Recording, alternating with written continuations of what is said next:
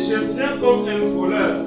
Le Seigneur reviendra à l'heure où on s'attend le moins. Il revient comme un voleur. Il revient pourquoi? Chercher des mises. Heureux celui qui veille. Heureux celui qui écoute ses paroles et qui veille sur sa conduite. Qui ne se conduit pas n'importe comment, mais qui veille, qui s'abstient de faire le mal, de rendre le mal pour le mal, qui lutte pour plaire à Dieu. Il sera heureux. Oui.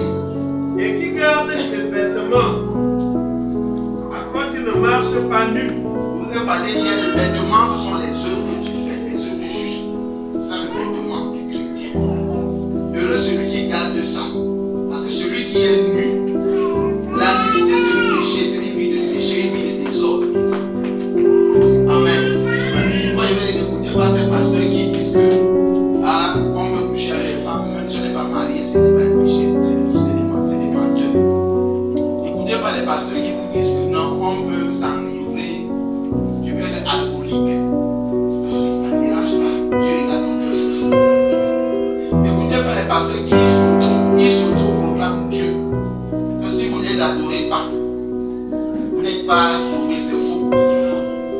Amen. Dieu n'est pas un homme. Je ne suis pas Dieu. Je ne peux même dans les rêves dire Dieu. Je suis un homme comme toi, qui a seulement eu la grâce d'être sauvé. Je suis le Seigneur de Dieu, mais je ne suis pas Dieu. Je ne serai jamais Dieu. Ni maintenant ni après. Je ne suis même pas un ange. Je ne peux même pas être un ange. Je suis un homme né d'une femme pécheresse. D'abord, mes parents étaient des grands pécheurs. Moi-même, pécheur. J'ai seulement eu la grâce de Dieu. Donc n'écoutez pas ces gens qui vous séduisent en longueur de journée dans les réseaux sociaux avec des fausses théories.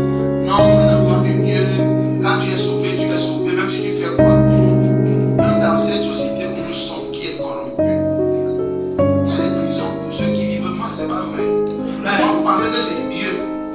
Tout le monde va amuser là, même celui qui est corrompu, celui qui tue. Le sorcier va vivre avec toi qui est dans la justice parce que c'est normal, c'est équitable. Moi je fais les efforts de vivre dans la justice. L'autre lui passe son temps à tuer les gens dans la société.